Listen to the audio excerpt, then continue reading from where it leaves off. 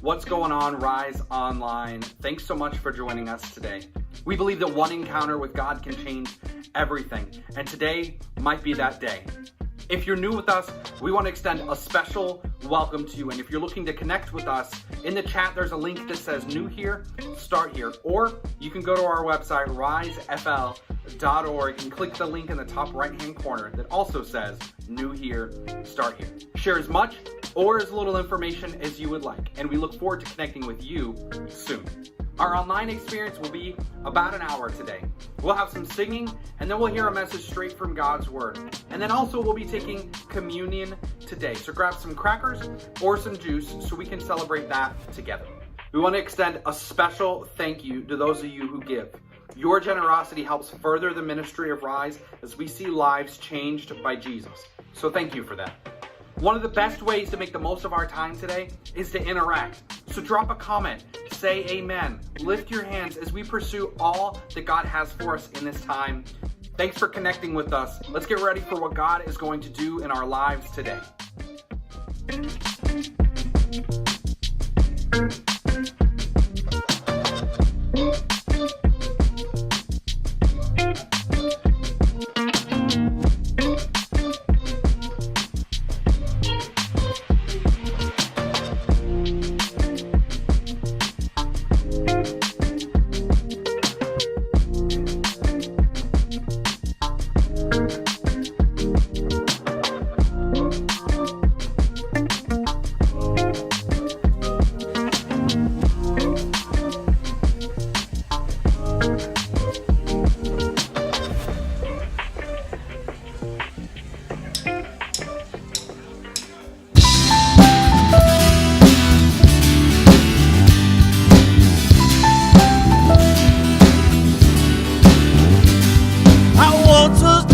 Then alone and hopeless, a child of wrath, I walked condemned in darkness, but your mercy brought new life, and in your love and kindness raised me up with Christ and made me righteous. You have brought me back with the riches of your amazing grace and relentless love. I made alive forever with your light, forever by your grace I'm saved. By your grace I'm saved. You brought the light that broke the darkness. You satisfy my soul when I am heartless. If ever I forget my true identity, show me who I am and help me to believe. You have brought me back with the riches of your amazing grace and relentless love. I made alive forever with you, life forever with grace I'm saved. By your grace I'm saved.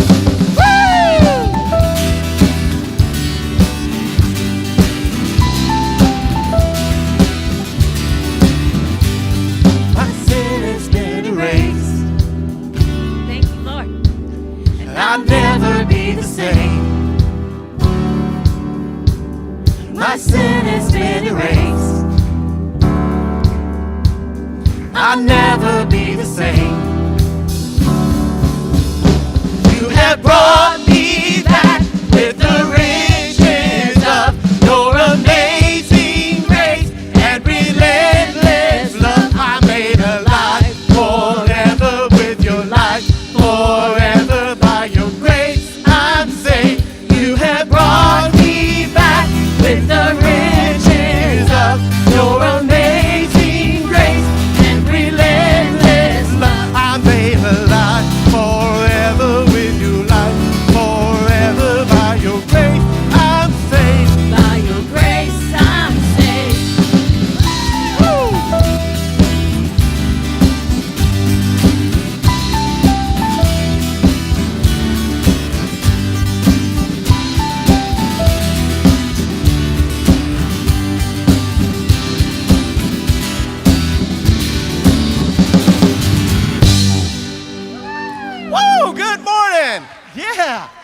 I'm going to tell you what, that don't get your blood pumping. Nothing's going to. So I just want to welcome you guys here this morning. For those of you that are aligned, let's just continue in worship. Now, that was always a lot of fun, and it does get you going. But let's just invite in the presence of the Spirit right now. Let's just, in our lives, make this worship. Close out all those things that bother you. Put away all the things that have your worries and give them to the Lord right now.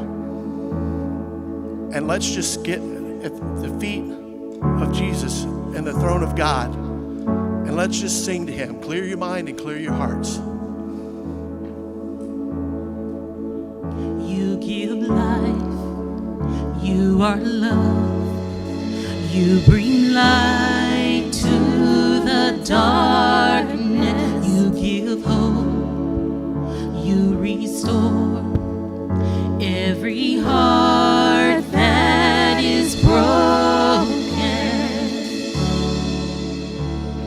And great are you, Lord. It's your breath in our lungs, so we pour out our praise. Pour out our praise. It's your breath in our lungs, so we pour out our praise to you only.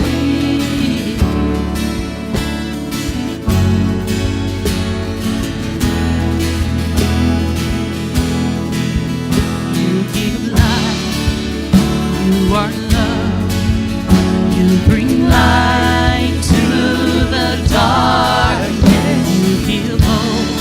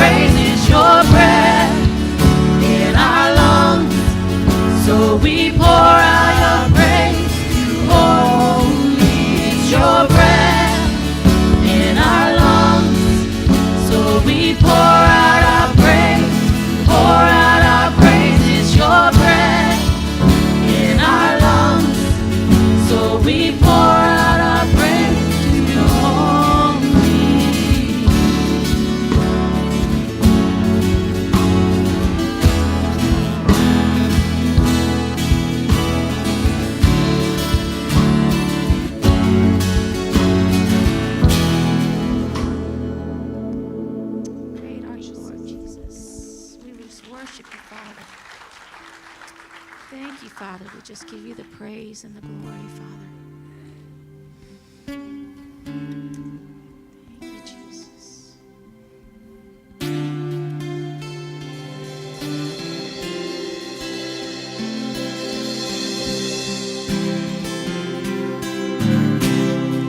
I'm caught up in your presence, and I just want to sit here at your feet. I'm caught up in this holy moment. I never want to leave. Oh, I'm not here for blessings. Jesus, you don't owe me anything more than anything that you can do. I just want you. I'm caught up in your presence, and I just wanna sit here at your feet. I'm caught up in this holy moment. I never want to leave. Oh, I'm not here for blessings. Jesus, you don't owe me anything more than anything that you can do. I just want you. I'm sorry when I've just gone through the motions. I'm sorry when I just sang another song. Take me back to where we started. I open up my heart to you. I'm sorry when I've come with my agenda. I'm sorry when I forgot that you're enough. Take me back to where we started. I open up my heart to you. I'm caught up in your presence, and I just wanna sit here at your feet. I'm caught up in this holy moment. I never want to leave. Oh, I'm not here for blessings. And Jesus, you don't owe me anything more than anything that you can do. I just want you. I just want you. Nothing else. Oh, and nothing else. Nothing else will do. I just want you. Oh, and nothing else. And nothing else. Nothing else will do. Oh, I just want you. Oh, and nothing else. Oh, and nothing else. Nothing else will do. I just want you. Oh, and nothing else. Oh, and nothing else. Nothing else will do. Caught up in your presence. Thank God. And I just wanna sit here at your feet. I'm caught up in this holy moment. I never want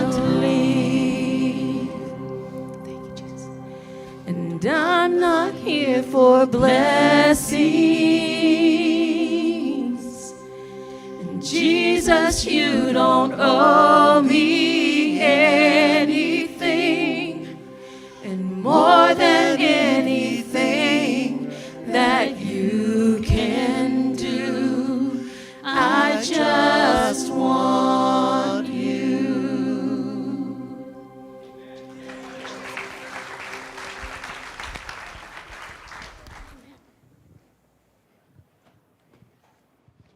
Good morning, Rise. How's everybody today? Well, we got a packed house. I love it. It's so exciting. We are really glad that you're here with us today. If you're here in person, we're happy you're here. If you're joining us online, we're happy that you're here as well. If it's your first time, please take a minute, pull out the New Here, Start Here card from your seat back and fill that out. It won't take long. If you drop it at the table out here in the lobby, they will trade you for a nice little treat. We'd love to be able to send that with you. We won't sell your information to your favorite, car warranty company. They already know you anyway, but we just want to start a conversation with you, okay? We want to give you the chance to get to know us and open a dialogue and be able to share whatever's on your heart, whatever you need. So we want to be available to you. My name's Derek, and I'm one of the pastors here. We had a great event yesterday. We did My Dad's Better Than Your Dad, and it was awesome. So just quick show of hands. Who participated? Let's see how many of our guys are here today that participated. You crawled out of bed after all of that yesterday. Yeah. All right, good job. I think we had 21 dads that joined in the fray. Now, our staff, we kind of messed around and did stuff during the week because we had to kind of test things out and try to get the points figured out so that people could, score things and there could be a winner. We did have one standout winner yesterday. It was pretty good. And we celebrated. We just had a lot of fun. So there were a lot of other prizes that were given away, and we had a great time. We had some newer families here, and it was awesome. So thanks for participating. All of you ladies who came and served, that was incredible. We really appreciate you giving up your time and sweating with us because it was hot yesterday. But it was a great, great day. So thanks for that, and we look forward to more opportunities to do those fun things. Rise students, you guys are doing something special tonight. Do not come to this building. If you're coming for Rise students, go straight to Lehigh Lanes. They're going to be there from 5 to 7. Bring $3 and you can bowl. All right? Now, if you want to buy snacks or something, that's on you, but bring $3 and you can bowl. So meet at Lehigh Lanes tonight, 5 to 7. Also, today, something special is happening. We are having our starting point lunch. So if you're new to Rise, you want to know a little bit about what's going on, what's the weird behind the cool? We're really cool. You've noticed that part already. What's the weird behind the cool? We pull the curtain back and we let you know like all the scary stuff. We pull out all the skeletons, right? So if you want to get to know us, it's really just kind of like an intro thing, and you can get to know our staff and a couple of our elders. That's a pretty good thing. Nick likes to share his testimony, which is powerful. And we also get to eat some really amazing lunch. So she doesn't like to get attention, but Melinda always does a great job with lunch. And it's definitely worth it just for that. Now, if you didn't sign up, sorry you can't come. No, just kidding. If you didn't sign up and you are able to come today, we have room for you. Okay, so come and find us after. What we want you to do, if you're staying for that, just kind of hang out over in this corner somewhere, or go and visit with people, and then come back over here. It takes us a little bit of time to turn this room from a children's classroom to a lunchroom. So just be patient with us, and we'll do it as soon after as we can. So find out about all these things that are going on Church Center. If you don't know what Church Center is, you can come ask somebody, or you can go to our website, risefl.org, and you can click on the little menu button and you can find it right there. But we try to keep things updated on Church Center so that you can figure out what's happening and you can find something fun to do. We would love to connect with you in that way. So let's continue in our worship this morning.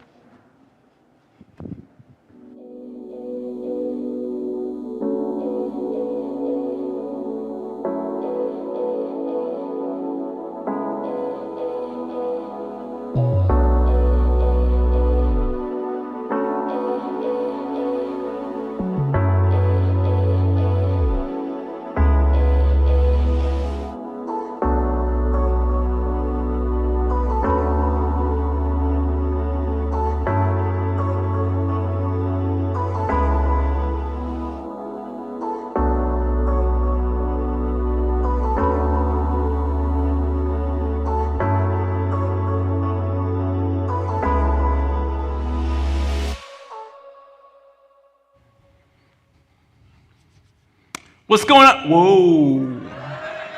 What's going on, y'all? How you guys doing? All right, I know, like Derek said, y'all want to buy ibuprofen stock this week, okay? Because our guys, they're going to be eating that thing like candy, I bet. So, awesome event yesterday, man. So excited that we can come back together and gather and worship today. And I pray that God is stirring in the midst of your life, in the midst of your heart right now. And man, it is a privilege and a blessing that we can gather and worship the way that we do. That's right. Yesterday we did crown a world's greatest dad. His name is Chuck Johnson, not to be confused with Chuck Zinser, right? Because we know. It was kind of hard to say the word Chuck in a positive way. I don't know, but boo. All right. Yo, we are in this series.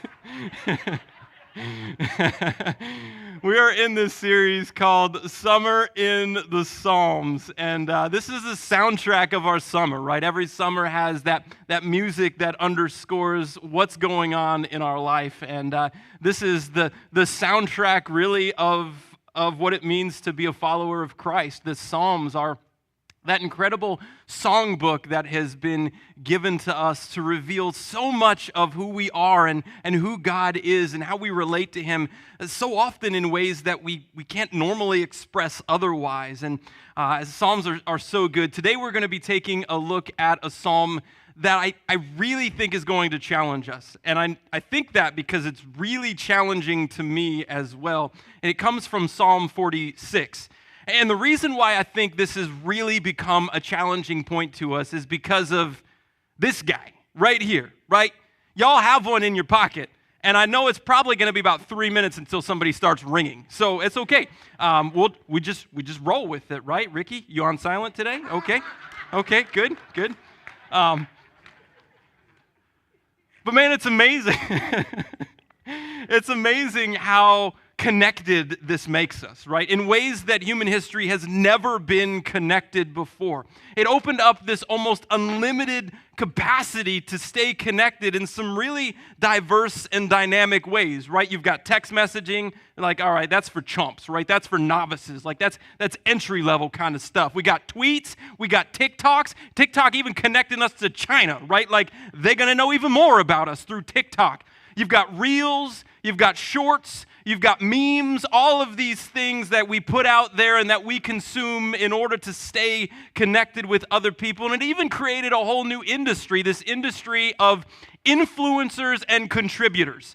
I don't even know what that means, but these people make millions of dollars by just hawking content online. It's insane.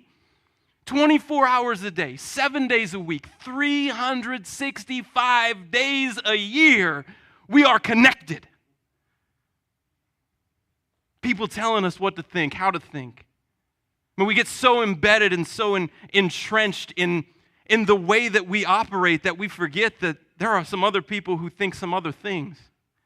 We're constantly bombarded with news, with email, YouTube. Like YouTube, y'all. You want to know how to overhaul an engine? There's a video for it on YouTube. Like, anybody could do it. Miss Pam, she could overhaul an engine by watching a YouTube video, right? You want to know how to make a triple chocolate 3-layer cake? YouTube video. It's right there for you, right? You don't even have to know how to bake, and it'll show you how to do it.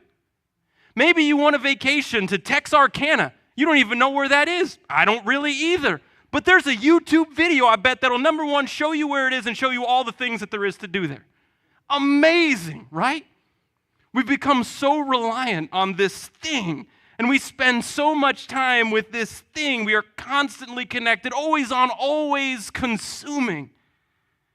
You know, I bet we spend more time with our phone than anyone or anything else. It's crazy we even call it a phone, right? Because we don't even talk on the phone. Like, that's for chumps, right? Like, we don't talk on the phone. We text and tweet and instant message and all those kind of things. Like, that didn't even make sense. Where's our younger generation laughing at me right now who's Snapchatting? My kid's always like, hey girl, what's going on, right? And then she sends the video to the other girls like, oh, not much going on over here. Like, what are you up to? And then she sends the video back like, oh, you know, just chilling, living the dream, right? Like, and they just do this thing back and forth all the time. It's just crazy, right? And we spend more time with our phone than anyone or anything else. And the amazing part of all of it is being connected in so many ways. We've created a culture, and we are in a culture that feels lonelier, feels more depressed, and feels less fulfilled than any other generation in the history of the world. It's amazing. Because what this thing has done by allowing us to be constantly connected has struggled to help us disconnect. It has struggled to pull us into a place where we find stillness and peace in our lives. You know, what we invest in is what we value. The thing that we spend the most time on, the place where we spend the most money, the thing where we pour our life into, man, that's the thing that we value. And for so many of us, that little thing that rests in our pockets or our purses or on our nightstand at night, man, we sleep closer to it than our spouse most of the time. Man, that speaks a little bit about who we are and where we are and the struggles that we have.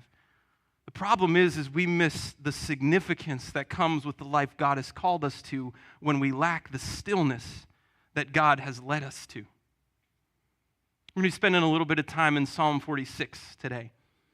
Psalm wraps up this way. It says, "Be still and know that I am God." What a profound statement. What a countercultural statement. Be still and know that I am God. What if the way that we grow in our knowledge and deepen our relationship with God comes only through times of stillness? How would you define your relationship with the creator of the universe if that's the place that we need to go in order to get nearer to him? If we've got to shut the rest of the world off and down for just a few minutes every day in order to draw into him, to press into him, to draw from him. I bet some of you are incredibly uncomfortable thinking about the concept of stillness. And I'm right there with you. A couple weeks ago, I had vacation planned, and you're like, Nick, you only work 1 hour a week and 1 day a week. Like, how do you even need a vacation, right? Sometimes I do, right? Didn't happen. We didn't go do the thing that we were going to do, but I still had a couple days that I took off and was hanging around the house, and you know what I can't do is be still. Now, I watched all the Netflix stuff. I can't handle it anymore. You know what I found myself doing? Like, I pulled the shop vac out of the garage, and I was vacuuming the air vents in the house. Like, that was the desperation in my soul in that moment to do something. I'm going to vacuum these air vents, and man, it's going to be awesome. And I did it. Struggled to find that point of stillness, though, and the amazing thing is that strength comes by way of stillness. Think about it. If you're one of those gym junkies, or maybe you're not, like you go and you work out and you want to build some muscle, a big part of that comes by way of rest. Right? When you're working out, you're tearing the muscles in your body, right? That doesn't even sound great, but that's what happens. But it's the rest that rebuilds. It's the proper nourishment that rebuilds and that re-strengthens. That's where you get stronger. Amazing what we're called to when we're called to a little bit of stillness. If you're there with me, Psalm 46. Psalm 46 starts off in a little different way than what we've seen in the last couple of Psalms that we've unpacked. And we'll get into that in a minute. But let's pick up right there in the top. For the director of music of the sons of Korah, according to the Alamoth, a song. God is our refuge and strength, an ever-present help in trouble. Therefore we will not fear, though the earth give way and the mountains fall into the heart of the sea, though the waters roar and foam and the mountains quake with their surging. Selah. There is a river whose streams make glad the city of God, the holy place where the Most High dwells. God is within her. She will not fall. God will help her at break of day. Nations are in an uproar. He lifts his voice. The earth melts. The Lord Almighty is with us. The God of Jacob is our fortress. Selah. Come and see the works of the Lord, the desolations that he has brought on the earth. He makes wars cease to the ends of the earth. He breaks the bow and shatters the spear. He burns the shields with fire. Be still and know that I am God. I will be exalted among the nations. I will be exalted in the earth. The Lord Almighty is with us. The God of Jacob is our fortress. Selah. Find as this psalm kicks off a different letter of authorship than what we've uncovered before. The last couple psalms we looked at were psalms of David. David the king, David the warrior, David the shepherd, David the guy that slayed the giant, right?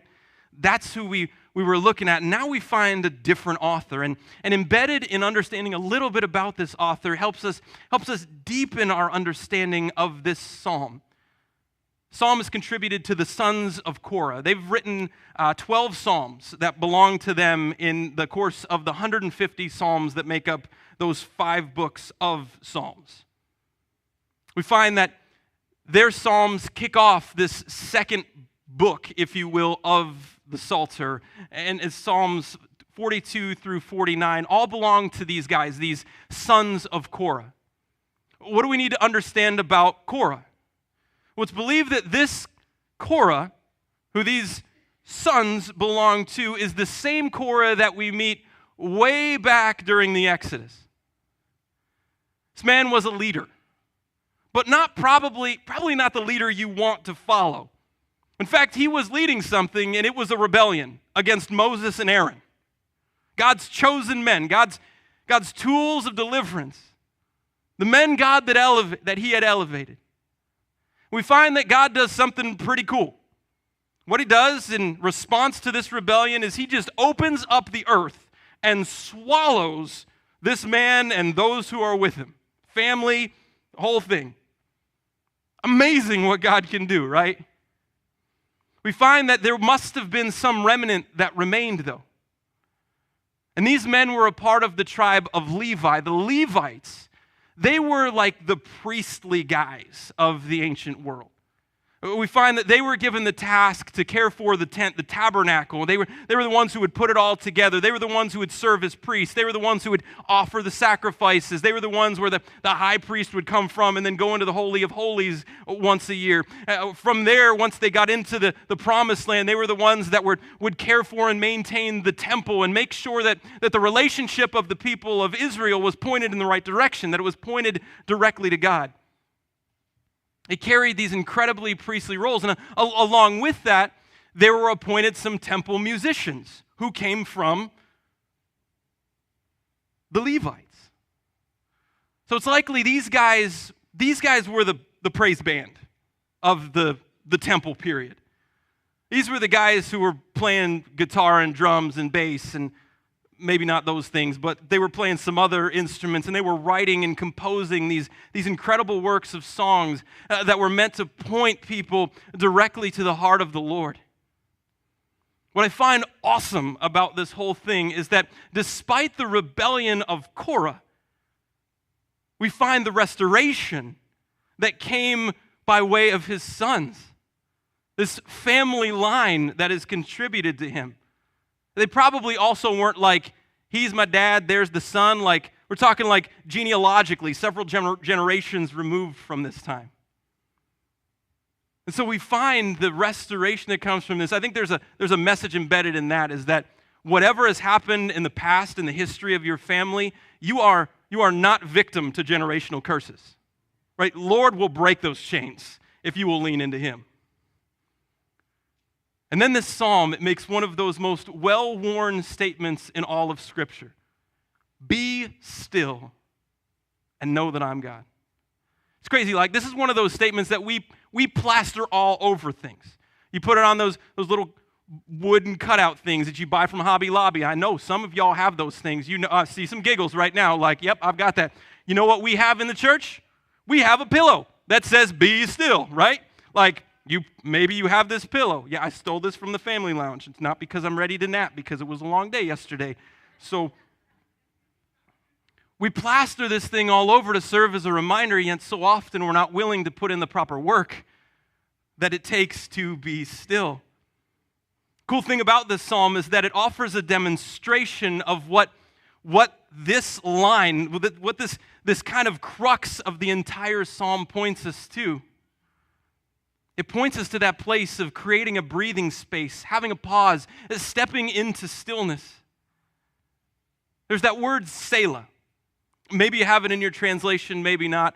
Should have been on the screen. And you always find it in italics. And it's usually breaking up some of the verses that you read through in the Psalms. This is one of those words that's really kind of argued about amongst scholars. But what they've all pretty well agreed on is that this word means to pause.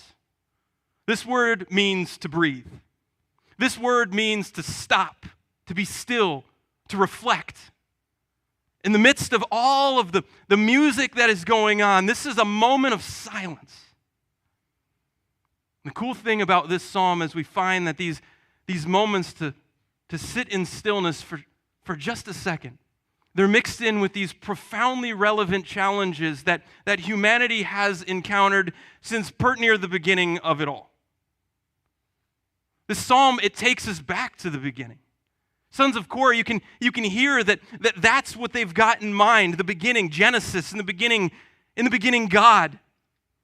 There was only God in the beginning. He had this incredible blank canvas stretched out before him. We hear that it was formless and void, and what you would have heard if you were an early Hebrew or Israelite is you would have heard that there was chaos that existed. It lacked order. We find that God's Spirit begins hovering over, stirring in this void, this chasm of darkness. And then what he did is he spoke.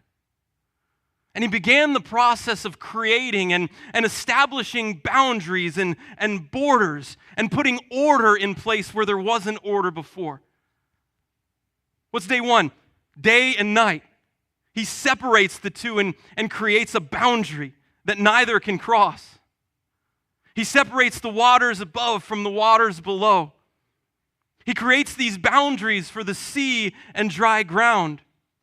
And then on day 4, once he's created the borders and the boundaries and put the order in place, he begins to establish and fill sun, moon, stars. The waters begin to teem with life. The dry ground begins to bring vegetation, and from there it begins to breathe life, human and animal life. And when everything is just right, he creates his image bearers, humanity. Find at the backdrop of these lyrics is the first section of this song. We're taken to this place that challenges us to put into perspective really the focal point of our peace, the fact that there is only one creator of all things. There is only one place where we can go where everything gets held together. And we're begged to answer the question and to make the statement, God is. I love that that's where the psalmist starts out. God is. He is our refuge. He is our strength. He is a very present help in our trouble. Therefore, we will not fear, though the earth gives way, though the mountains be moved into the heart of the sea, though its waters roar and foam, though the mountains tremble at its swelling. And with all of this cacophony of events, Selah, stop. Stillness. Corruption that entered into the world during the separation of creation and creator, we find that it's beginning to blur the lines, that it's beginning to form new boundaries. We find that in the midst of all of that, we can relate to some of this struggle. We're in this season right now in Southwest Florida, right? You know what it's called. It's not summer, right? Because it's all summer, right? We've got 12 months of that. We're in hurricane season, right? It's kind of the blurring of some of those boundaries and the calamity that has entered into the world by way of humanity's first sin and being ousted from the garden. We don't just hear about hurricanes, though, right? There's earthquakes, there's floods, there's tornadoes. If you're not from here, there's this thing called blizzards where snow comes down from the sky. And if you've never seen that, go to Pelican Snowballs. Like, it looks like that. Doesn't taste quite as well, but it looks like that, and it just covers everything. You hear about monsoons. You hear about droughts. All of this incredible catastrophe that that really begs us to respond. It begs us to see that something and someone is beyond all of this. It's beyond the here and now, and we begin to encounter these catastrophes. It calls us to answer, who is God? You know what he is? He is all of the things that are promised to us, but can never be fully delivered to us outside of through his way. Where does this whole thing start? He is our refuge. Another way that could be translated is he is our shelter. We know a little bit about that, right? We're 10 months removed from life-changing event that happened here in Southwest Florida. What'd you do? You put up the plywood, or you put up the hurricane shutters, or you wound down the hurricane shutters, however those things worked for you, and you created this shelter from the storm that was raging outside. The thing is for some of us, that didn't withstand. And so what did we have to do? We had to go find a new shelter, and there were these other shelters that were set up all around Southwest Florida, this place where we sought out comfort, where we sought out peace, where we kind of looked for a little glimmer of light amidst all of the darkness and the struggle and the trial that is around us. My question to you is, where do you run when your world gets turned upside down? Where is your shelter? But for some of y'all, it's that bar stool. Man, you sit there and the bartender, he knows your name. He never lets your glass run dry. He's a guy that you can share everything with. But man, he never really helps make anything better. For some of y'all, maybe it's a dark alley somewhere. Probably off of Cleveland Ave. And there you roll down your window and they roll down theirs, and you give them a handful of bills and they give you a packet of something. And from there you drift off for a moment until reality comes back. For others, really it all starts right here. A phone call, a text message, a tweet, communicating with somebody or something that my world is falling apart and I need you to come and rescue me. How many times have you made that call, sent that text message, only to find disappointment on the back end? Where do we run when the world gets turned upside down? Because there is only one real refuge, one real shelter, one place where we can find meaning and understanding, and in the midst of all of the struggle that we are encountering, and his name is Jesus. He is the God of the universe. And he loves you in ways that you can't even begin to comprehend. Where is your refuge? Amazing thing is we find in here is that when we lean into him as our shelter, what he begins to do is give us that rest that strengthens us. The world that we're working against, the world that is shredding our muscles. He gives us that place. He makes that margin for us to really begin to be strengthened. I love what the psalmist says in Psalm 73.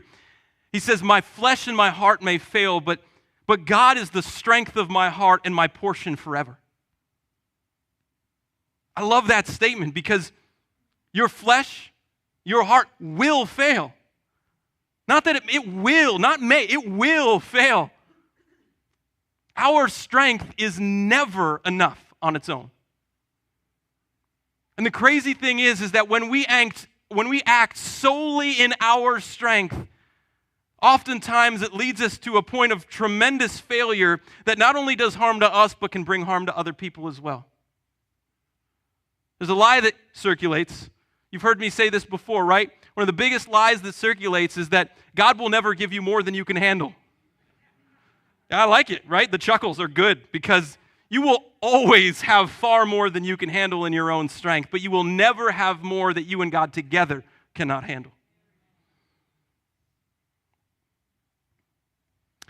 This week, I'm sure you saw or heard the news of the thing that was happening out in the Atlantic Ocean. We heard a little bit about this submarine, this Titan submersible, that was going on this expedition to go down and to explore the wreckage of the Titanic. It sits at somewhere around 13,000 feet below the surface of the water. incredible pressures. The forces of nature just reconciled in that place. We find that there was a man at the top of all of this that was operating in his own strength with his own wisdom. He was selling tickets on this trip down to the bottom of the sea. $250,000 a shot. And so we have the CEO of this organization, a British billionaire, a French historian, and a Pakistani businessman and his son. It's incredible all of these different places that all of these individuals came from, and they all converged in this one literally small space. They were doing so trusting that this guy's strength and his wisdom and his knowledge and his understanding was enough to keep them safe. And eventually they lost contact. It's believed that sub just gave way, that it just imploded. And along with that, the pressures of the ocean at that depth, it just obliterated any human remains that may exist as well. What this helps us do is, as much as we need to be praying for the families that are there, and as much as my hope is that somewhere in the midst of that creaking and that bending and that the noise that would have happened up to the moment of failure, is that maybe the angel of the Lord showed up in the midst of those 5 men in that submarine and just said, trust me. Turn your hearts to Jesus. And somewhere in the midst of that they did, and now they are spending eternity with him.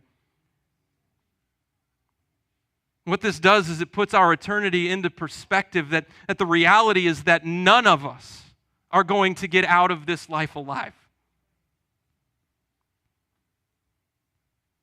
Doesn't matter how much money you have, doesn't matter how smart you are or think you are, right? Doesn't matter. Right? You can't buy your way out of this life and into eternity. You can only give your life over to the creator and the author of it all, and the one who's laid down his life for you, and his name is Jesus. And when we do that, what we find is that death is no more a period, no longer a period at the end of this sentence, but a comma. It's a breathing mark. And it's a moment that transitions us into an eternity where we have no other concerns or worries of the things that we carry around on our day-to-day basis here. There's no catastrophe, there's no death, there's no mourning, there's no sorrow, there's no grief, there's no heartache. Everything operates the way it should. There is tremendous joy and hope and purpose in the midst of all of it. And so when we're in the midst of the struggle now, when trouble comes, where do we turn? Psalmist tells us that our God is very present or ever present. And what's really cool about that word in the Hebrew is that it also means well proved. Our God's got a track record of success.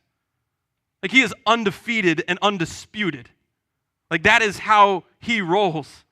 When he becomes our refuge and our strength, we begin to experience his presence filling our lives, what we find is that no longer inside of us is there room for fear. Man, that stuff's it's gone. It's ousted. There's no room for it anymore. And so even when we're confronted with these catastrophes and these struggles and these trials that inevitably all of us are going to encounter, we find that there is a tremendous hope and peace that burns inside of us because there's no room for the other stuff. I love that this is authored by the sons of Korah.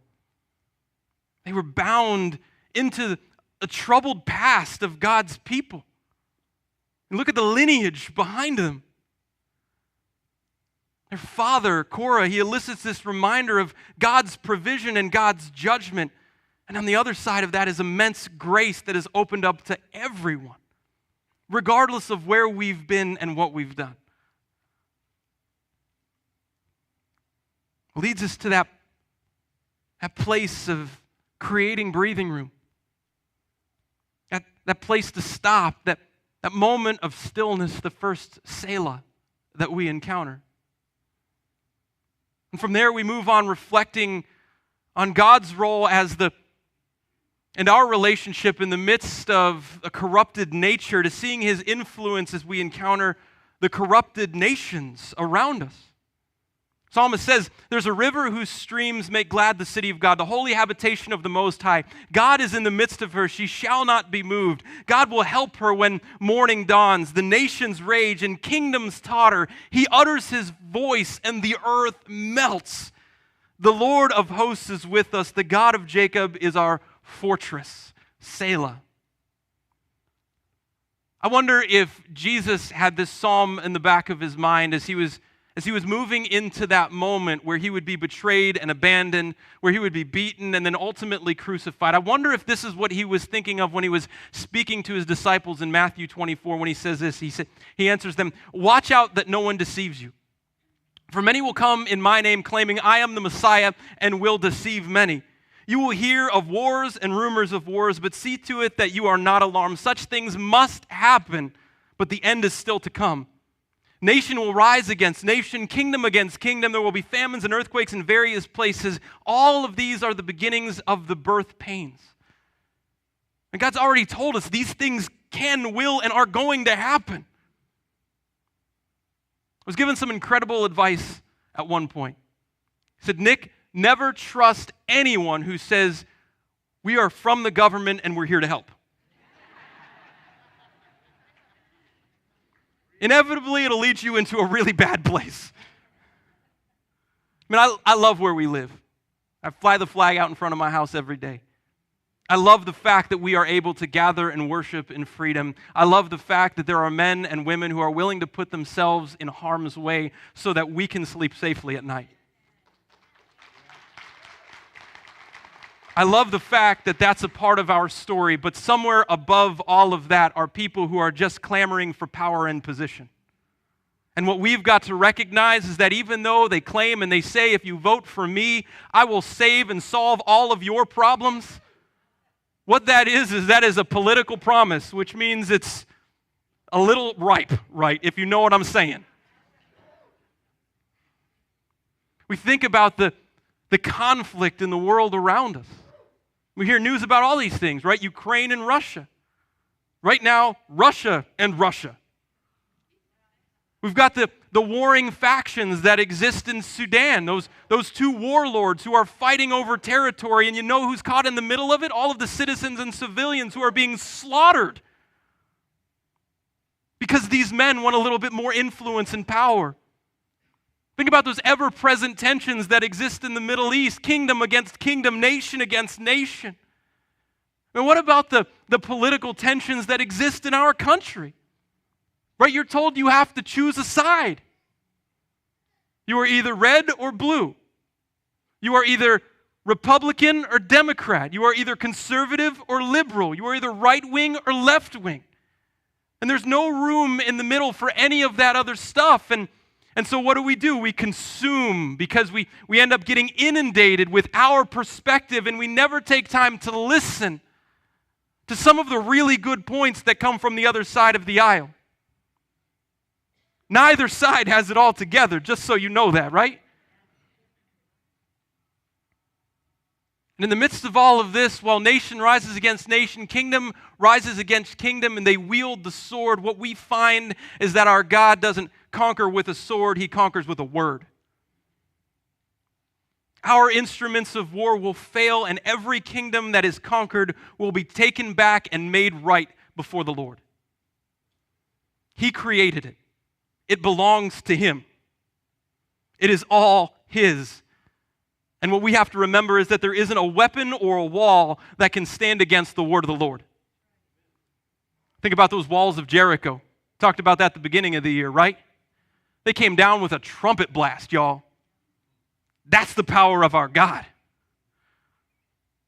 Moves us into that last section of this psalm. Come, behold the works of the Lord, how he has brought desolations on earth, how he makes wars cease to the ends of the earth. He breaks the bow and shatters the spear. He burns the chariots with fire. Be still and know that I am God. I will be exalted among the nations. I will be exalted in the earth. The Lord of hosts is with us. The God of Jacob is our fortress. Selah. Breathe. He has firm control despite all of the corruption. He's the only one who can set things back in proper order, and he has already promised us that he will. He is coming back, y'all. What is our call in the midst of all of this calamity and this catastrophe and this chaos that surrounds us? Be still. That word in the Hebrew, it means to sink down. It means to withdraw into. It means to hang limp. You think about that, like you're not holding on to anything. Man, our world tells us that this is how we need to approach every day, right? Fists balled, man, ready to throw the first punch, ready to block the things that are coming in, ready to knock out the competition. What God says is, now be still. Be still and know that I am God. Cease from your own efforts because mine are far above yours. Begin to recognize the finite nature of your existence. This isn't a statement necessarily of calm and tranquility, but it's a call of ceasing and stopping what we're doing to observe something far more important and profound. The only way to know God is to withdraw with Him and into Him, to stop and to listen, to let go of everything else. Not meaning that you can't go and pick it up later, but just to stop for just a few moments. We're called to know Him. Yesterday we had this little test for dads. 60 questions. Can you answer them all in 5 minutes? No. Can you even get the ones right that you answered? No. When we think of what it means to know, we think about this intellectual exercise, that it's all up here. Like, do I just need to know God up here? Is that it? Like, is that what He's calling me to do? No. No, the implication here in the Hebrew is that it's this intimate, deep, soul-level knowledge and understanding of the Creator of the universe. It's cool because this word is also used to express the relationship between a husband and a wife. You might read that word and you're like, that's an odd place to put know. Adam knew his wife and they conceived and gave birth to a son. We're like, well, is that how this works? That would have made the explanation to my children a whole lot easier, right? Now, what this means is it's this deep, vulnerable, all-encompassing heart-level knowledge and understanding of who God is, and that only comes when we get to that place of laying all of our stuff down and bearing it all before Him. What we struggle with, though, is our lack of stillness. And what it does is it erodes that intimacy with the Creator of the universe. And the more intimately we know someone, the more the relationship flourishes. And the more the relationship flourishes, the more trust we are able to give over to them. And the reason why so many struggle with trusting God is because they've never spent time with Him to cultivate that relationship. Makes me think about the garden again. Back in Genesis chapter 3. It's really cool because up to that point when God created the man and the woman, He said, no, don't call me God. Don't call me Elohim. Don't call me by my title. Call me Yahweh. Call me the Lord. This is my personal name. This is who I am, and this is the starting point for us to begin to cultivate that relationship. In the midst of that, we also, I wonder if God kind of walked through the garden in the cool of the day, as we read in Genesis chapter 3 after the great grasp happened. Makes me think like, man, were these human beings like literally with God in the garden? I bet they were. And what we find, though, in Genesis chapter 3 is the serpent slithers in. What he does is he takes away the personal and makes it a little bit more practical and says, oh, God, Elohim, calling Him by His title, not by His personal name that humanity knew Him as. They begin to remove the level of intimacy with the Lord. And this becomes the way that the enemy starts breaking down the barriers and breaking down the walls so that he can find that little crack and that little crevice that he can sneak into, so that he can ultimately destroy us. And if the woman could be deceived in the garden where she walked with the Lord in the cool of the day, just think about what that means for how our relationship ought to be cultivated with Him as well. How much more important is it for us to establish that time with Him here and now when there are so many other distractions around us, so much other demand and call on our time in the world around us? What does this require? It requires a radical commitment. It requires a radical recognition. It requires a move against the current of our culture to reprioritize how we operate. I'm going to leave you with this one. Imagine, if you will, you're an Israelite and you've just been in slavery for 400 years. Over the course of the last few days, weeks, months, man, the burden has just been increased. Things have just gotten incredibly hard. Not only that, for the last several years, the Egyptians have demanded that every male that's born to you gets thrown into the Nile and drowned to death. All of a sudden, God raises up this deliverer, this man by the name of Moses, and then God wages war on the gods of Egypt, and what does He do? He slaughters them. The Egyptians oust the Israelites, and as they're making their triumphant exit of this place of their bondage and slavery, the Lord is leading them with a pillar of fire and a pillar of cloud, and He leads them right to the shores of the Red Sea. All they see in front of them is this incredible obstacle. And behind them, they begin to hear those chariot wheels clattering. They begin to hear those swords and spears and shields clanging together. They begin to feel the weight of the chaos and the uncertainty of what's happening in the moment. And what do is they cry out to God and say, man, it would have been so much better for us just to be slaves in Egypt than to die in the desert. And Moses is like, hold up, y'all. Do not be afraid. Stand firm and you will see the deliverance that the Lord will bring you to today. The Egyptians you see today, you will never see again. The Lord will fight for you. You only need to be still. God separates the waters, leads them through on dry ground, defeats this incredible force that's coming in behind them. Be still and know that He is God. Where does it start? How do I do it? Maybe it just starts right now with 60 seconds. 1 minute. Where you make room each day for the Creator of the universe amidst your overworked and overwhelmed schedules. I've been working through a book on prayer. It's called Praying Like Monks and Living Like Fools. I think it kind of sums up most of us, at least one part of that.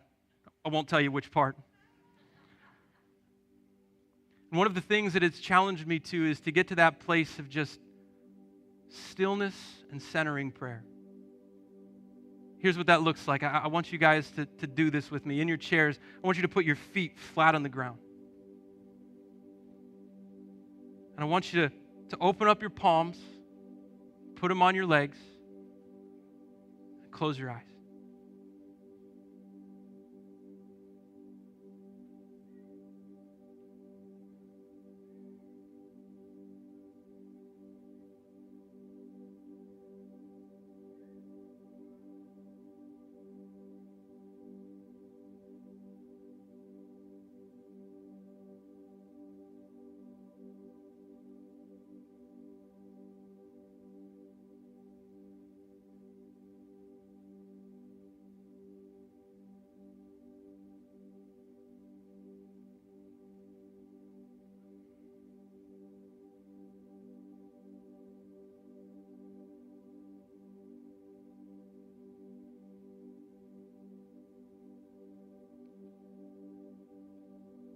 I know for some of y'all, that is the quietest it's been in your life for a really long time. That is the most still that you've been for a very long time. This is a simple practice you could use to start each day. Give the Lord the first word every day. And you'll begin to hear that voice. You'll begin to feel His presence. You'll begin to find your refuge and your shelter, and you'll begin to experience the incredible strength of the Lord as He begins to work in you and through you. And it'll lead you to that place where you can trust Him, where you will trust Him unequivocally with all things in your life. You'll find more meaning, you'll find more purpose, you'll find more depth. And so my challenge to you is to start with a minute, 60 seconds. Maybe move on to 2, 5, 10, 30. How far can you go? How much do you desire the presence of the Lord to stir in your life? When you find your mind wandering, one thing that I've found is helpful is think about your breathing. And what I would do is, as I breathe in, I would say more of you, Lord. And as I would exhale, I would say less of me. I would do that for a few seconds to just put myself back in line with the Lord. Y'all be still and know that He is God, Creator, Sustainer, Redeemer of the world. And there is nothing that you and Him together cannot handle. He desires to set you free, and this is the first step to that freedom. Now, we're going to celebrate Him right now. If you are here with us, you'll find communion cup in your seat back. If you're joining us online, grab some crackers, grab some juice.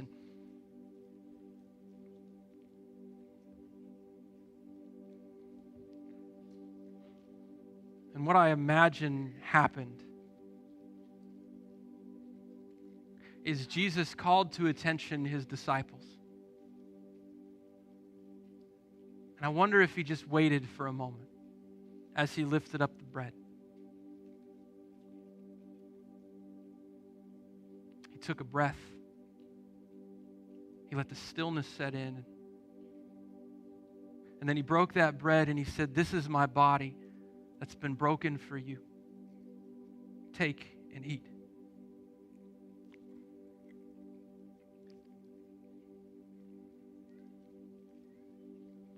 And then He lifted the cup. And I would imagine same process. Everyone went from all of the things that were going on around them, and they began to just look intently at the Lord, at Jesus, and what He had in His hand. And they collectively took a breath. And He said, "This is my blood that's been shed for you. In it is a brand new covenant. It's the forgiveness of sins. Do this in remembrance of me."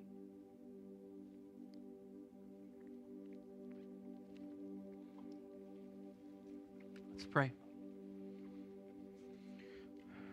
Father, grace, You are the whisper among the noise and the calamity and the cacophony of this world that desires to steal from us, to kill us, to destroy us. Lord, I pray that we will be a people of prayer, a people of purpose, a people of intimacy, a people who know You because You know us. That we will be a people desperate for You, and each day we will begin each day coming into Your presence, giving You the first word, putting forward what's most important in our lives, which is our relationship with You, trusting that in that moment of that stillness that You are strengthening, that You are healing, that You are preparing us for the battle that is to come, trusting that You will be with us every single step of the way, and there is no mountain too big, no valley too low that You will not lead us through or lead us over. Lord, turn our hearts to You, that we may release the shackles that we've bound ourselves with, that is our sin, that is our busyness, that is putting other things above You, which is idolatry. That we will get back to a place of trusting, of honoring, and of living purposefully and intentionally with you. Lord, we love you. We need you. We are desperate for you, and we are a people willing to make space for you in the midst of our madness. We thank you, Jesus, for loving us in such a tremendous way, and we pray this all in your incredible name. Amen. Y'all, if you've been working through and struggling with what your next step is, and I'd love to pray with you afterward. I'm going to be standing up here in the front corner. If you've been wrestling with this thing for a little while, and today you want to make it official and you want to get baptized, we've got t-shirts and towels and shorts in the back as well. We can make that happen today as you take that big step to following the Lord and giving your life over to Him. And our God is so good. He loves you in a tremendous way. It's our call to trust Him and to find those moments of stillness. We're going to take a moment now as well to worship through giving. Lord says that where our treasure is, that's where our heart will be. And that speaks to our time as well as our treasure. And so if you feel the Lord prompting you to give, I don't want you to give out of compulsion or obligation. The Bible tells us that's no good. Just give out of abundance. Give out of the overflow that God has poured into your heart and into your life. You can do so in the back through the offering boxes. You can give online at risefl.org/give. And watch as the Lord does something even more tremendous than we could have ever imagined. And what a great time to worship together today. As the band comes, I'm going to be standing over here, and I'd love to pray with you. God bless you guys. Have an incredible day.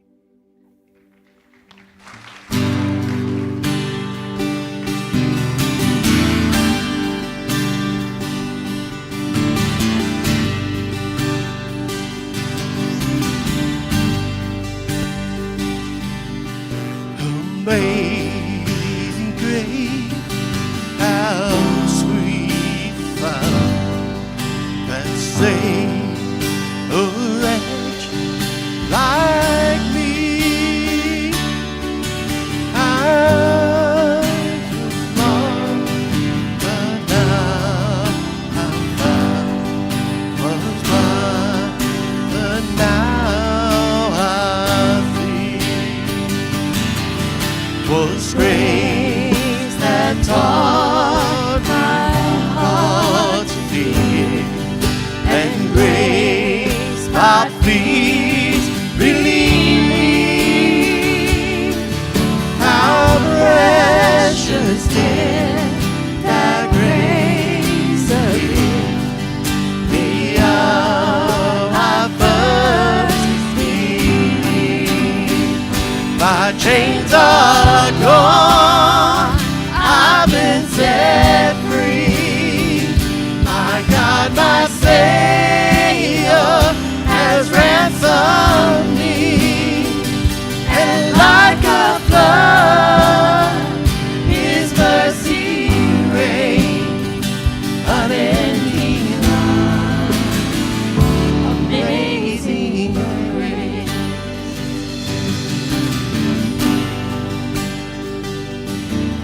The Lord has promised good to me. His word, my hope secure. He will my shield and portion be, as long as life endures. My chains are gone, I've been set free. My God, my Savior has ransomed me. And like a flood, His mercy reigns, unending love, amazing grace. The earth shall soon dissolve like snow. The sun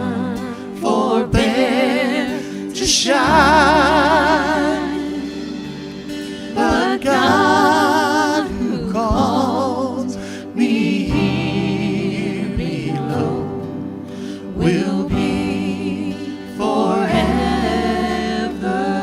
mine. Will be forever mine. You are forever mine. My chains are gone. I've been set free. My God, my Savior has ransomed me. And like a flood, His mercy reigns. Unending love, amazing grace. Well, my chains are gone. I've been set free. My God, my Savior, oh, yes, me. And like a flood, His mercy reigns. Unending love, amazing grace. Unending love, amazing grace. Unending love, amazing grace.